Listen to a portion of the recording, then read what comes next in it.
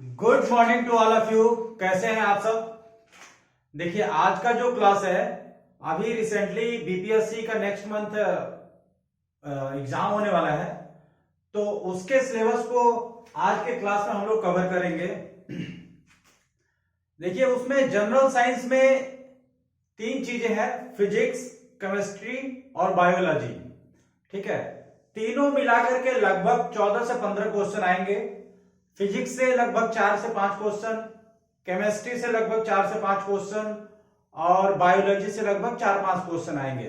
Total मिलाकर के एक क्वेश्चन 1 नंबर का है, तो 14-15 नंबर का, 16 नंबर का, 2-3 नंबर आगे पीछे हो सकते हैं। जनरल साइंस से पूछेगा। देखिए मुझे नहीं लगता कि क्वेश्चन जो आएंगे बहुत ज्यादा टफ आएंगे, बहुत ही सामान्य क्वेश्चन आएंगे और इजी क्वेश्चन आएंगे। थोड़ा सा भी आप लोग अगर ध्यान देंगे तो आराम से 14-15 नंबर मिल जाएगा। 14-15 नंबर नहीं तो अगर 10 नंबर तो मिल ही जाएगा। ठीक है, तो सबसे पहले हमने फिजिक्स को कवर करने का कोशिश करेंगे, जिसमें से फिजिक्स का जो सिलेबस है उसमें 12 टोटल पॉइंट्स दिए हैं, जिसमें से 2 पॉइंट्स को हम आज कवर करेंगे। उस 2 पॉइंट में वर्क, एनर्जी, पावर, फोर्स और लॉ ऑफ मोशन है। ठीक है, तो ये 5 चीजें क्लियर करेंगे। इसके अगर इसमें जो भी आज हम पढ़ेंगे इसमें अगर कोई कंफ्यूजन है तो वो आप कमेंट करके पूछ सकते हैं। दूसरी बात कि ये जो बेसिक्स है, थ्योरी है, वो मैं पढ़ा दूंगा, और अगर आपको और भी कहीं से कॉम्पिटिटिव या ऑब्जेक्टिव क्वेश्चन मिलता है उसको प्रैक्टिस कर लीजिएगा। जो नहीं समझ में आएगा वो कमेंट बॉक्स में आप लोग पूछ सकते हैं। तो आइए हम लोग स्टार्ट करते हैं। सबसे पहले पढ़ेंगे हम लोग वर्क। वर्क में क्या होता है कि देखिए वर्क किसे कहते हैं, तो किसी वस्तु पर वर्क का हिंदी होता है कार्य। ठीक है, मैं बार बार आप लोगों से बोलता हूं कि कोई भी शब्द जो है उसको हिंदी और इंग्लिश दोनों में जानने की कोशिश कीजिए। ठीक है, हिंदी के भी जो हिंदी माध्यम के भी जो भी एग्जाम होते हैं उसमें भी कभी कभी इंग्लिश का वर्ड पूछ लेता है। ठीक है ना, तो आपको इसीलिए हिंदी और इंग्लिश का जो हिंदी और इंग्लिश में दोनों नाम को याद रखना है। तो वर्क को हिंदी में बोलते हैं कार्य। कार्य किसे कहते हैं, किसी वस्तु पर बल लगाकर बल की दिशा में विस्थापन को, उसको हम कार्य कहते हैं। ठीक है ना, जैसे सपोज है कि हम लोग भी कोई भी काम करते हैं अपने घर में या बाहर, तो उसमें क्या करते हैं, हम किसी अपने बल को यूज करते हैं। ठीक है, और बल को यूज करके उसमें उस चीज को, कार्य को संपादित करते हैं। अब कार्य देखिए, कार्य में दो चीजें आएंगी। पहला चीज ये है कि बल होना चाहिए, दूसरा बल की दिशा में विस्थापन होना चाहिए। ठीक है ना, अगर इन दोनों में से कोई भी एक चीज 0 होगा तो कार्य हमारा 0 हो जाएगा। ठीक है, कार्य को हम W से डिनोट करते हैं। ठीक है ना, तो कार्य का फार्मूला हो जाएगा work W equal to F into D. F क्या है, आपका फोर्स है। ठीक है, और D क्या है, डिस्टेंस है। ठीक है, मतलब किसी वस्तु पर बल लगाकर बल की दिशा में विस्थापन करने को उसको कार्य कहते हैं। ठीक है, फॉर एग्जाम्पल आप मान लीजिए जैसे कि कोई यहां पिंड है। ठीक है, यहां कोई पिंड है A। ठीक है, इस पॉइंट पे रखा है। ठीक है, इसको हमने बल लगा करके यहां से और यहां विस्थापित कर दिया। ठीक है, इस पिंड को। ठीक है, तो इसके जो डिस्टेंस हुआ ये D हो गया। तो कार्य इसका क्या हो गया, W equal to F into D. ठीक है, ये हमारा कार्य हो गया। अब इसका यूनिट क्या होगा, तो देखिए यूनिट क्या होता है कार्य का, बल का होता है न्यूटन। बल का यूनिट क्या होता है, न्यूटन। ठीक है, न्यूटन। और डी का क्या यूनिट होता है, डिस्टेंस का, मीटर। तो ये दोनों मिलाकर के क्या हो गया, न्यूटन मीटर। ठीक है, मतलब कार्य का जो यूनिट हो गया न्यूटन मीटर हो गया। इसको हम जूल भी बोलते हैं। ठीक है, इसको हम जूल भी बोलते हैं। अच्छा, ये जो यूनिट है वो एमकेएस पद्धति में है। ठीक है, सीजीएस पद्धति में इसको हम डाइन भी बोलते हैं। ठीक है, सीजीएस पद्धति में इसको हम डाइन भी बोलते हैं। तो 1 जूल इक्वल टू होता है 10 टू द पावर 5 डाइन।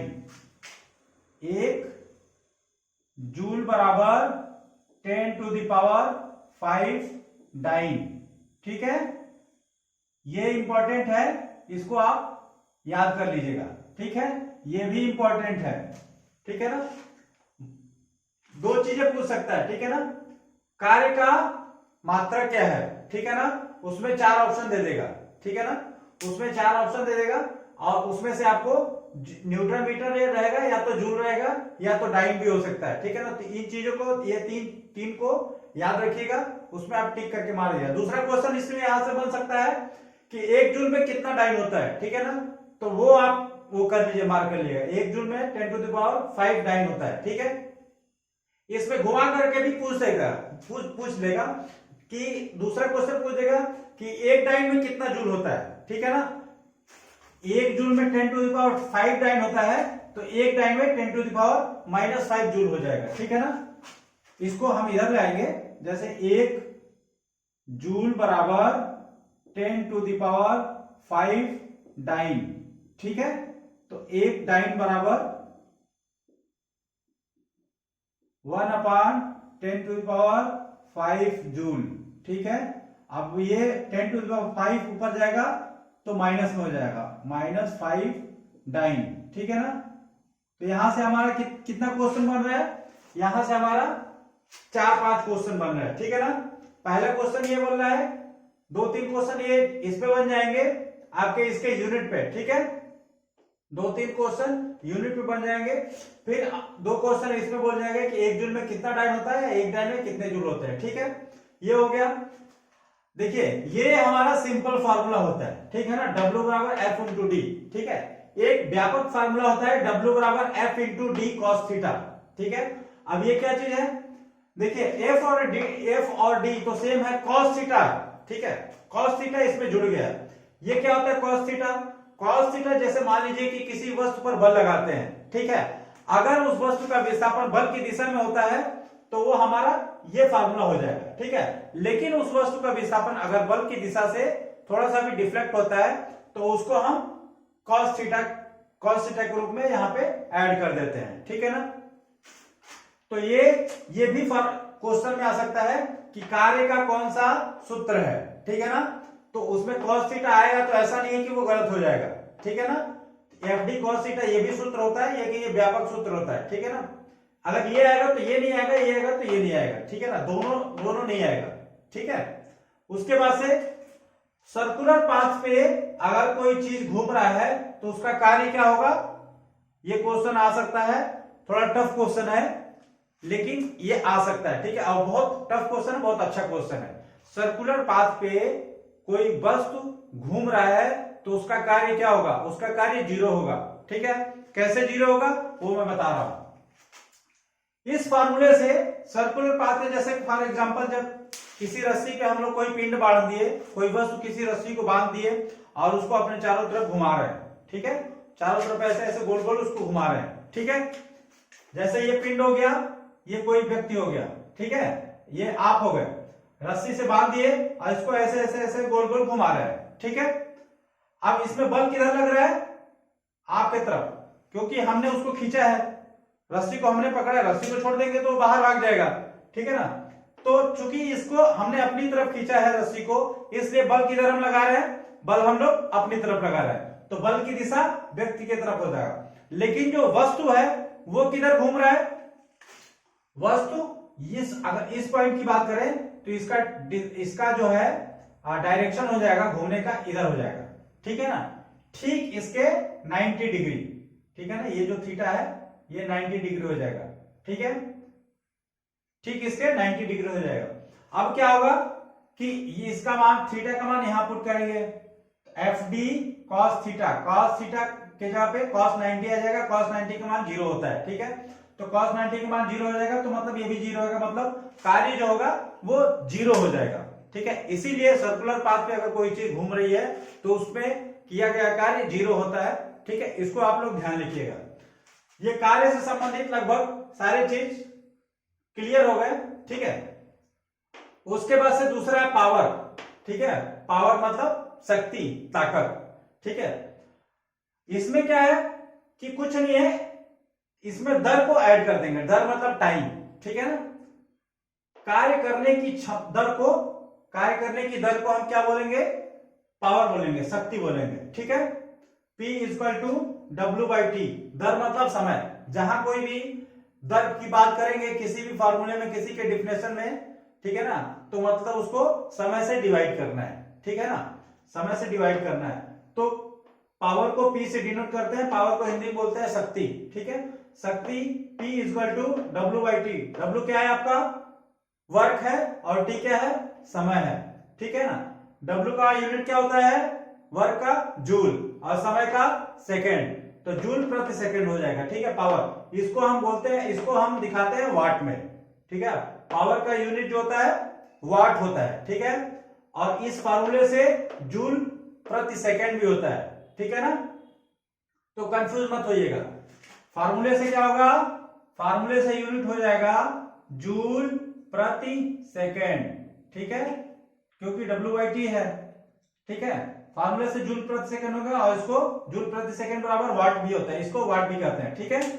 अब देखिए मशीन की जो पावर होती है, कोई भी मशीन होती है, जैसे मान लीजिए आपके घर जो टुल्लू पंप या वगैरह जो भी पंप वगैरह यूज होते हैं, तो उसमें आप देखिएगा उसको हम उसके पावर को कैसे डिनोट करते हैं, उसको पावर को हम कैसे दर्शाते हैं, उसको हॉर्स पावर से दर्शाते हैं, ठीक है। तो मशीन के पावर को हॉर्स पावर से दर्शाते हैं, ठीक है। इसी का वाट का ही इसका वो है, बड़ा रूप है, ठीक है। अब उसमें एक ये भी याद कर लिया कि एक हॉर्स पावर बराबर 786 वाट होता है, ठीक है। एक हॉर्स पावर बराबर 786 वाट होता है, ठीक है। ये आपका ऑब्जेक्टिव में आ सकता है कि 1 HP बराबर कितने वाट होते हैं, ठीक है। ये भी आपके पावर का सूत्र क्या है, ये भी आपके एग्जाम में आ सकता है। W/T हो जाएगा, W²/T दे देगा, या P यहाँ पे कुछ और E/T हो जाएगा, ठीक है, या W/T² हो जाएगा। तो इसको आप लोग ध्यान रखिएगा, ठीक है, याद कर लीजिए। P बराबर W/T। मतलब जो भी क्वेश्चन आएंगे बहुत ज्यादा टफ नहीं आएंगे, फार्मूले पे आधारित होंगे, या तो उससे हल्का फुल्का इधर उधर होगा, ठीक है। तो ये आप ध्यान रखिएगा, ठीक है। हॉर्स पावर ध्यान रखिएगा, एक HP बराबर कितने वाट होता है, और पावर का फार्मूला क्या होता है, पावर का यूनिट क्या होता है, ठीक है। ये 3-4 चीजें इसमें ध्यान देने की जरूरत है, ठीक है। नेक्स्ट क्या हो गया, हम एनर्जी पे आते हैं, ठीक है। ऊर्जा, एनर्जी को क्या बोलते हैं हिंदी में? ऊर्जा। ऊर्जा किसे कहते हैं? कार्य करने की क्षमता को ऊर्जा कहते हैं। जैसे, ठीक है, जैसे कि दो व्यक्ति हैं, ठीक है। एक व्यक्ति ज्यादा मोटा तगड़ा ताकतवर है, दूसरा दुबला पतला है, ठीक है। तो हम लोग क्या बोलते हैं कि इसकी ज्यादा ऊर्जा है, ठीक है ना। क्यों? क्योंकि वो ज्यादा कार्य कर सकता है। तो वही बात है, जो ज्यादा कार्य कर सकता है उसकी ज्यादा ऊर्जा होती है। तो उसी चीज को हम लोग डिफिनेशन से पढ़ लेंगे, कार्य करने की क्षमता को ऊर्जा कहते हैं, ठीक है। जिसकी जितनी ज्यादा कार्य करने की क्षमता होगी उसके पास उतना ही ज्यादा ऊर्जा होता है, ठीक है। अब देखिए, मुख्य रूप से ऊर्जा को हम दो भागों में डिवाइड करते हैं, एक गतिज ऊर्जा और दूसरा स्थितिज ऊर्जा। इसको डिवाइड करने के लिए हम 6-7 भागों में डिवाइड करते हैं, ठीक है।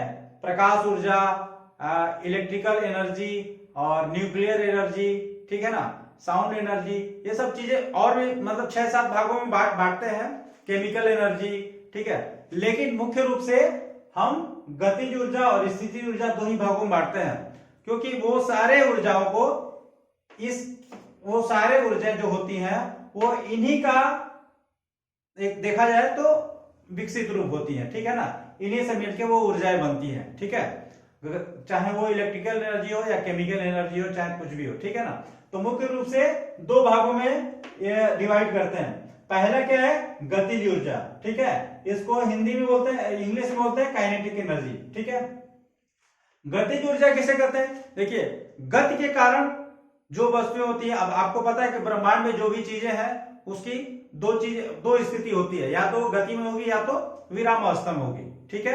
या तो गति में होगी या तो विराम अवस्था में होगी। अब जो गति की अवस्था में होगी तो उसमें जो ऊर्जा होती है वो गतिज ऊर्जा कहलाती है। मतलब गति के कारण जो ऊर्जा होती है वो गतिज ऊर्जा कहलाती है, ठीक है। इसका क्या फार्मूला होता है? किसी पिंड का, जैसे मान लीजिए कोई गाड़ी जा रही है, कोई दौड़ रहा है, कोई वस्तु उल्का पिंड जा रही है, कि रॉकेट जा रहा है, ठीक है। रॉकेट जो आसमान में भेजते हैं, तो अगर उसका पूछा जाए कि उसमें क्या होता है, गतिज ऊर्जा होता है, ठीक है।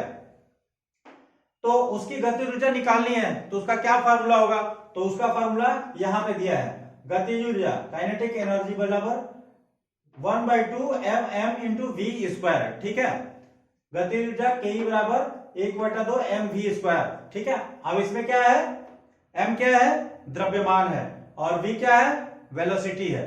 ठीक है, m द्रव्यमान है, v वेलोसिटी है। ठीक है, अब m क्या है, m को किससे, m का मात्रा क्या होता है, m का मात्रा किलोग्राम होता है, और v का मीटर प्रति सेकंड होता है। ठीक है, तो ये फार्मूला देखिए एग्जाम में कैसे आएगा, एग्जाम में बोलेगा कि गतिज ऊर्जा क्या, गतिज ऊर्जा किसके बराबर होता है। अब इसमें से 4 दे देगा, 4 ऑप्शन दे देंगे, हाफ mv स्क्वायर।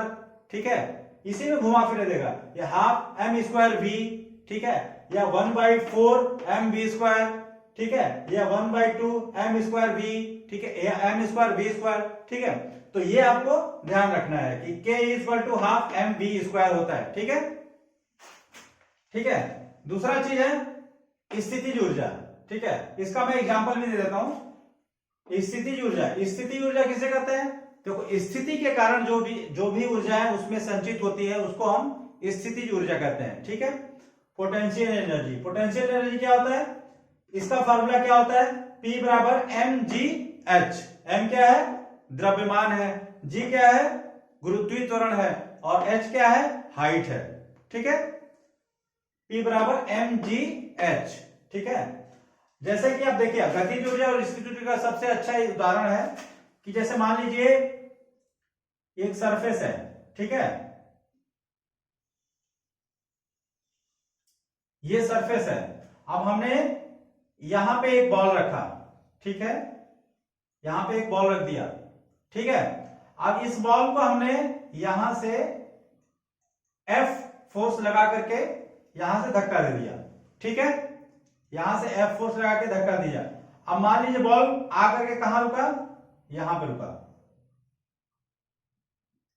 यहां पे ये रुक गया। ठीक है, तो ये क्या हो गया, ये गतिज ऊर्जा, ये मतलब इसमें क्या है, स्थिति, ये गतिज ऊर्जा। ठीक है, इसका हाफ mv स्क्वायर जितना भी हमने दिया इसको। ठीक है, ये यहां पे आ गया, रुक गया। अब वही बॉल है वो यहां पे है। ठीक है, उतना ही फोर्स हमने यहां पे लगाया। ठीक है, उतना ही फोर्स यहां पे लगाया। अब ये बताइए ये बॉल कहां जाएगा, यहां तक रुकेगा क्या, नहीं, इससे आगे जाएगा। क्यों, क्योंकि इसमें जो ऊर्जा है वो इससे ज्यादा है। क्यों ऊर्जा ज्यादा है, क्योंकि ये हाइट पे है। ठीक है ना, ये फार्मूला में आपने H देखा ना, ये H जो है इसके स्थितिज ऊर्जा को बढ़ा दिया। ठीक है, तो इसका मतलब ये हुआ कि जैसे जैसे H का मान बढ़ेगा स्थितिज ऊर्जा का मान बढ़ता जाएगा। ठीक है, G कांस्टेंट रहेगा, G इक्वल टू 9.8 मीटर पर सेकंड स्क्वायर। ठीक है, M कांस्टेंट है। ठीक है, ये H जो है इसकी एनर्जी को बढ़ा दिया। ठीक है, मतलब उसी बॉल को हम यहां से धक्का दिए तो यहां पे आकर रुक गया, लेकिन इसी बॉल को ऊपर ले जाकर के यहां से धक्का दिए उतना ही फोर्स लगा करके तो ये और आगे चला गया। ठीक है, इसका मतलब ये इसकी ऊर्जा ज्यादा है, वो ऊर्जा क्या बोलेगी, स्थितिज ऊर्जा होती है। ठीक है, ठीक उसी प्रकार जो डैम होता है, डैम में हम क्या करते हैं, जो हाइड्रो पावर प्लांट होते हैं उसमें क्या हम लोग करते हैं कि उसमें बहुत सारे पानी को एक जगह इकट्ठा कर लेते हैं। ठीक है, अब इकट्ठा कर लेते हैं, उसमें क्या हो जाता है, पानी में कौन सी ऊर्जा हो जाती है, स्थितिज ऊर्जा। इकट्ठा कर लिए हाइट पे, स्थितिज ऊर्जा हो गया। ठीक है, अब उसको थोड़ा थोड़ा करके नीचे गिराते हैं। ठीक है, वो क्या होता है, स्थितिज ऊर्जा गतिज ऊर्जा में कन्वर्ट होता है। ठीक है, स्थितिज ऊर्जा गतिज ऊर्जा में कन्वर्ट होता है, उस गतिज ऊर्जा से हम लोग फिर अपना टरबाइन चला करके इलेक्ट्रिसिटी जनरेट करते हैं। तो ये दो चीजें मेरे ख्याल से आपको समझ में आ गई होंगी। ठीक है, वर्क हो गया, पावर हो गया, एनर्जी हो गया, और फोर्स, बल। बल किसे कहते हैं, बल बताइए क्या किसे कहते हैं, बल वह बाह्य कारक है जो किसी वस्तु के प्रारंभिक अवस्था में, जो किसी वस्तु के प्रारंभिक अवस्था को बदलता है या बदलने की कोशिश करता है। ठीक है, बल वह बाह्य कारक है जो किसी वस्तु के प्रारंभिक अवस्था को बदलता है या बदलने की कोशिश करता है। ठीक है, जैसे कि मान लीजिए कोई बहुत बड़ा पत्थर है, उसको हमने धक्का दे करके थोड़ा सा खिसका दिया। ठीक है, तो हमने जो धक्का दिया वो फोर्स हो गया, ठीक है। अब उससे भी बड़ा कोई पत्थर है, ठीक है, उसको हमने धक्का दिया लेकिन वो खिसक नहीं रहा, इसका मतलब ये नहीं है कि हमने बल नहीं लगाया, हमने बल लगाया, वो खिसका नहीं, ठीक है।